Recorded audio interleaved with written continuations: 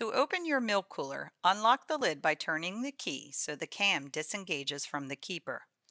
Lift the lid and slowly rotate it back so it rests against the bumpers. Locate the door latch on the interior side wall. Lift up on the front of the latch and rotate it back to disengage it from the keeper. The door will now freely rotate down.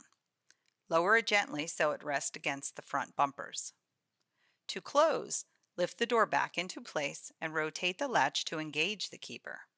Close the lid by rotating forward and lower it into place so the clips engage into the acceptors at each end of the door.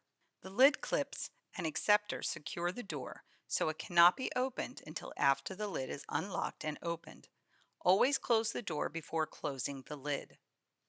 If the lid or door does not close properly, check alignment of the clips on underside of the lid and the acceptors inside the door.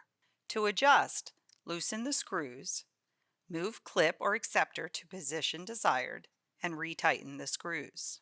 Use the same method to adjust the latch keeper if needed. To remove the lid lock, start on the inside. Use a large Phillips screwdriver to turn the lock screw counterclockwise to loosen it. Remove the screw and cam. Use a large wrench to turn the nut counterclockwise and remove it.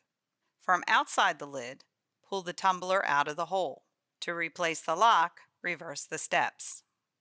When considering a Continental refrigerator unit, please contact the factory or visit our website at www.continentalrefrigerator.com for current product information, as our product specifications are subject to change without notice.